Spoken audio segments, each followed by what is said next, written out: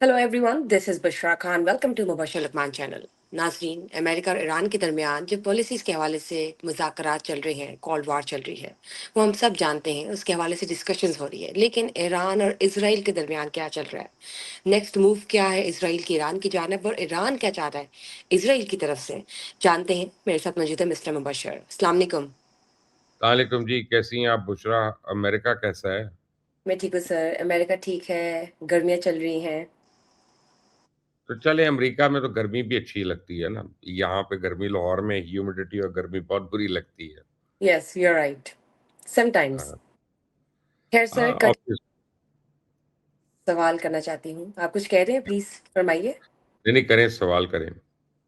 Sir, I was just wondering, हम policies की बात तो कर रहे हैं, खारजा पॉलिसी की अमेरिका की, और ईरान की तरफ से भी बातें चल रही हैं कि पॉलिसीज इनको नहीं पसंद आती है, इसमें बहुत एग्जेजरेशन है, लीनियंसी नहीं है।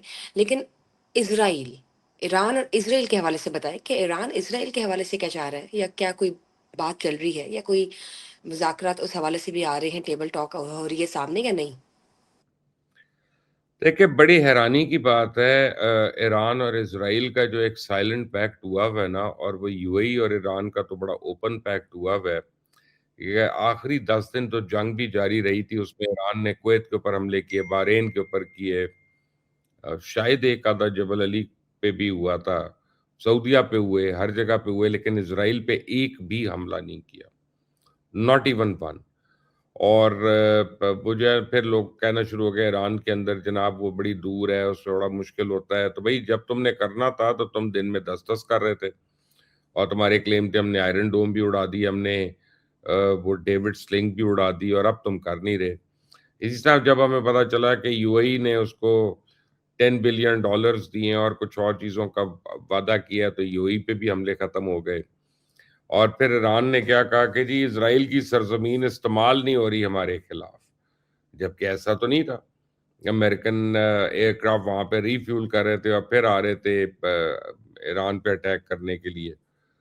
तो इस वक्त जो है ना, ईरान की खारजा पॉलिसी, मुझे लगता है, मैं मेरा जाती राय है, आई कैन बी रॉन्ग, कि बड़ी sadly it is hovered around financial gains, कि जहां जहां पैसे मिल रहे हैं वहां पे हमला नहीं करना। वो जैसे मोहल्ले में एक आता है ना बदमाश, अब बड़ा कहते, मुझे तुमने बता देना है, तो मुझे तुमने ये करना है।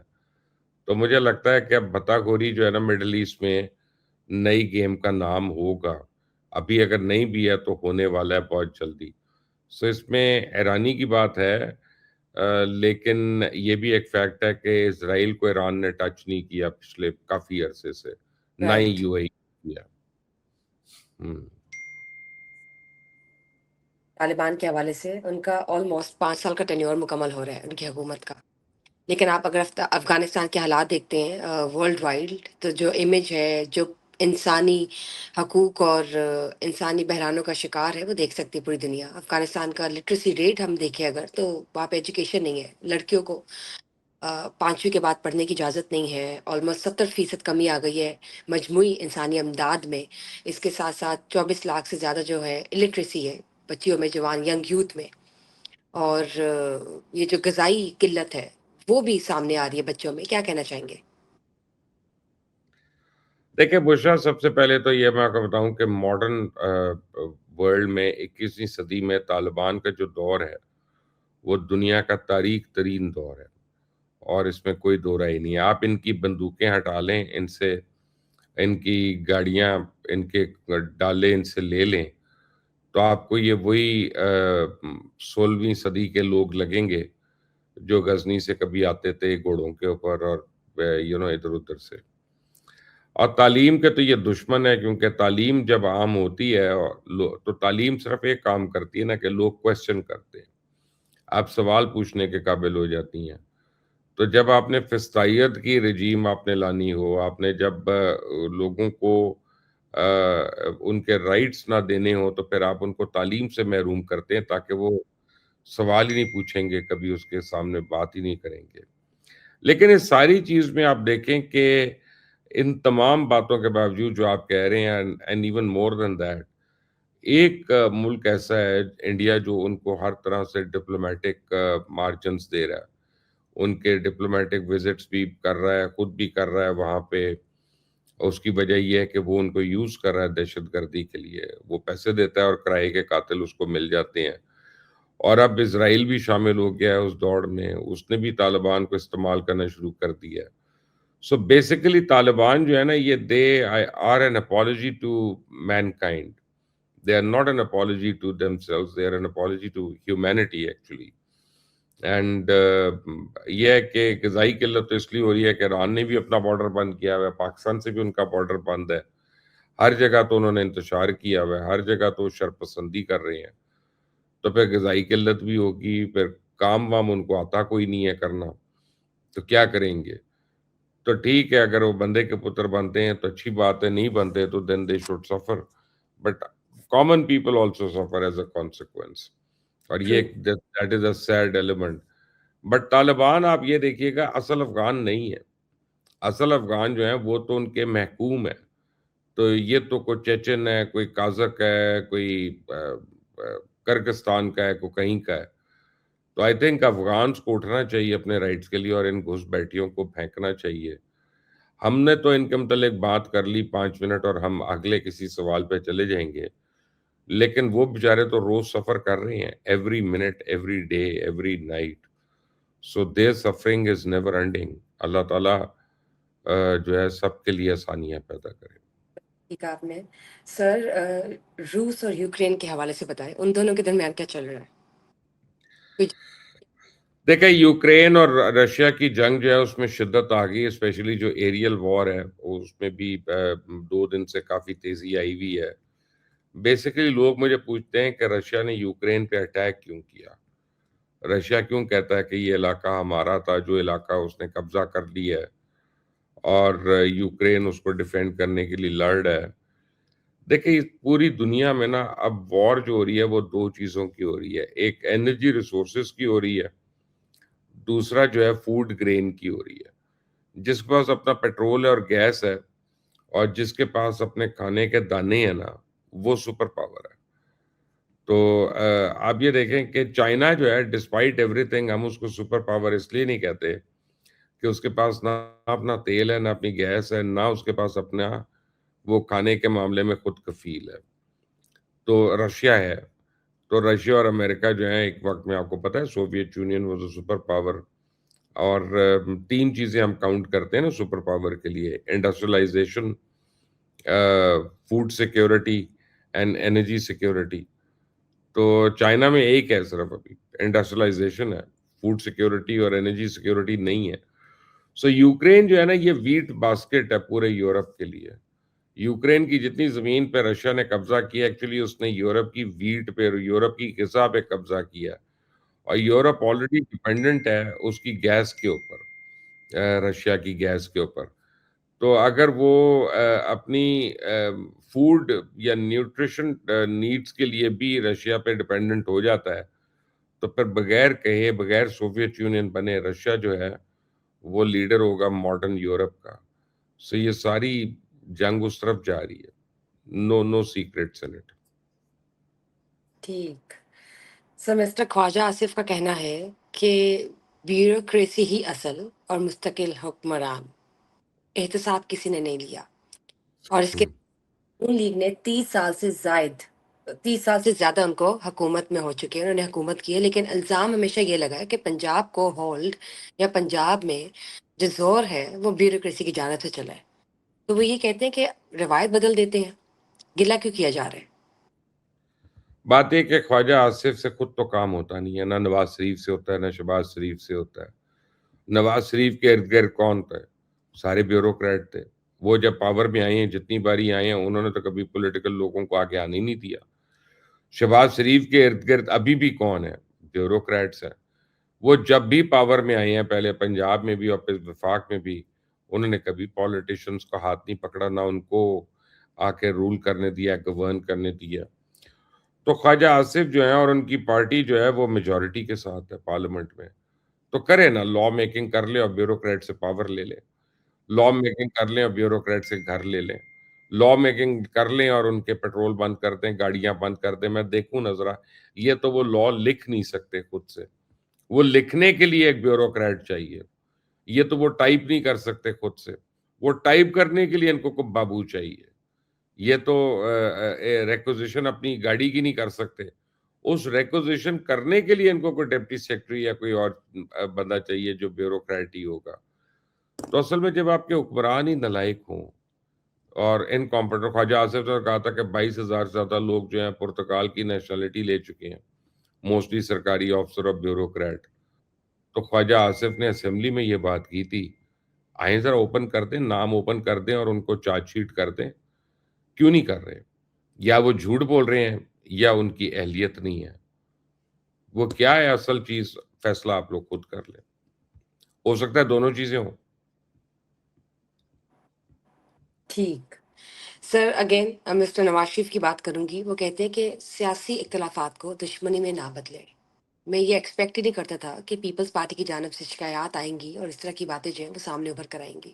الائنس ہونا چاہیے اور کوئی بھی اگر اس طرح کے گلے شکوے تو ان کو ذرا ریپ اپ کیا جائے. آپ کیا کہنا چاہیں گے؟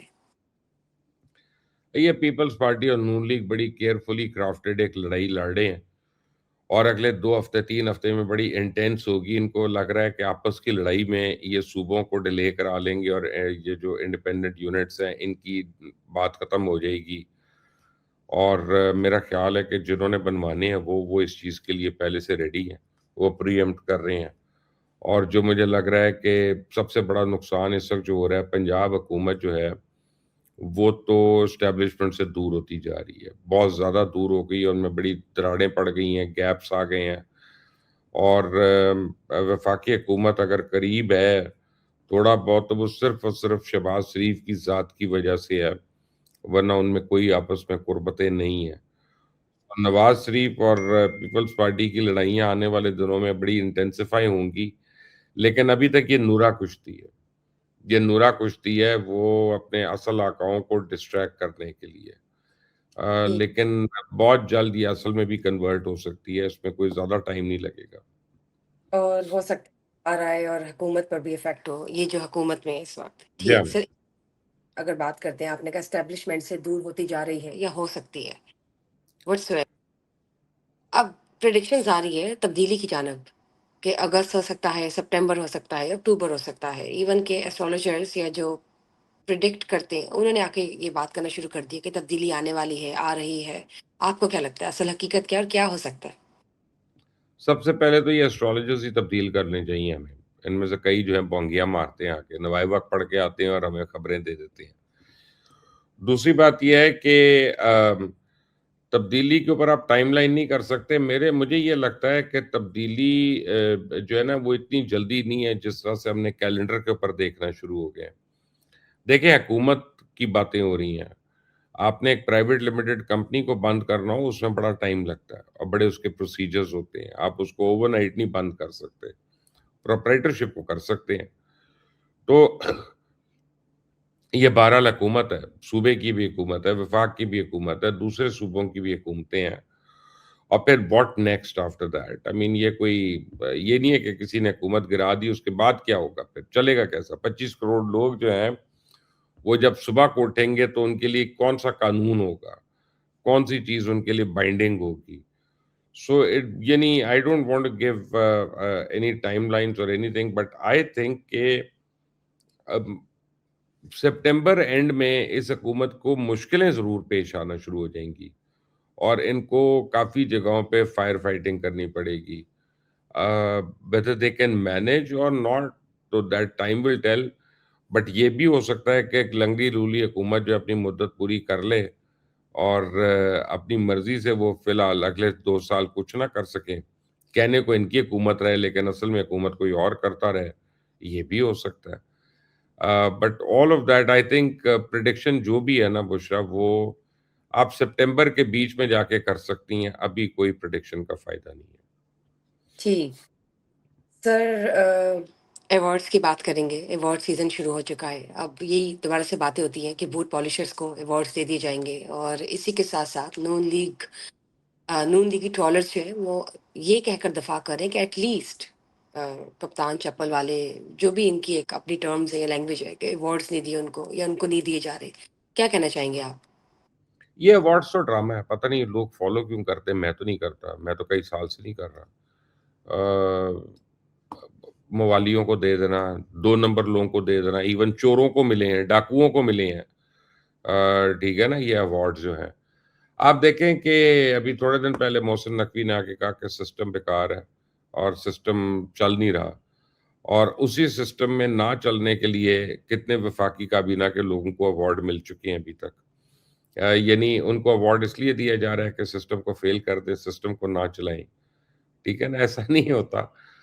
بہرحال یہ ہے کہ یہ ایوارڈز بھی تھپڑ ہیں، عوام کے منہ پہ تھپڑ ہیں کہ عوام کے اندر ان کو کوئی کام کے لوگ نظر نہیں آتے، کوئی ٹیچرز نہیں، کوئی پروفیسرز نہیں، کوئی سائنٹسٹ نہیں، کوئی بک پبلشرز نہیں، کوئی اور لوگ نہیں۔ ہمیں یہی من پسند ٹولے جو ہیں، ان کو ہم ایک دوسرے کو نوازتے رہتے ہو، کہتے ہیں you scratch my back I scratch yours, بس یہ اسی طرح کی ہے۔ تو یہ ایوارڈز کا تو میرے سے ذکر مت ہی کیا کریں، یہ تو سارے کا سارا ایک بہت بڑا ڈرامہ ہے، فساد ہے۔ سر پنجاب پولیس اور سی سی ٹی پر حالیہ واقعات کے بعد بہت تنقید کی جا رہی، کیا کہنا چاہیں گے؟ نہیں، اس پہ پنجاب پولیس کو بڑا سیریس اپنے آپ کو کنڈکٹ کرنا پڑے گا اور جواب دینا پڑے گا، اور بہرحال سی سی ٹی کے اوپر جو ہوا ہے وہ بھی بہت قابل مذمت ہے، انتہائی قابل مذمت ہے، اینڈ آئی تھنک ان ساری چیزوں کی تفتیش ہونا جو ہے وہ بہت زیادہ ضروری ہے۔ اور میں لوز ٹاک نہیں میں کرنا چاہتا، کیونکہ آپ دیکھیں اس کا ڈیمیج بہت زیادہ ہو سکتا ہے۔ So I don't want to make any comments that can hurt anybody across the board, چاہے وہ وکٹم فیملیز ہوں، چاہے وہ پولیس فیملیز ہوں، چاہے جو مرضی ہو۔ لیکن یہ ہے کہ there is a serious problem going on, and Punjab government and Punjab police need to set up and rectify it. ٹھیک ہو گیا سر، چلیں مزید تفصیلات آپ سے پھر لیں گے، ابھی تو چل رہی ہے پولیٹیکل اپڈیٹس، انٹرنیشنل بھی نیشنل بھی۔ Thank you for your time, see you thank again. You.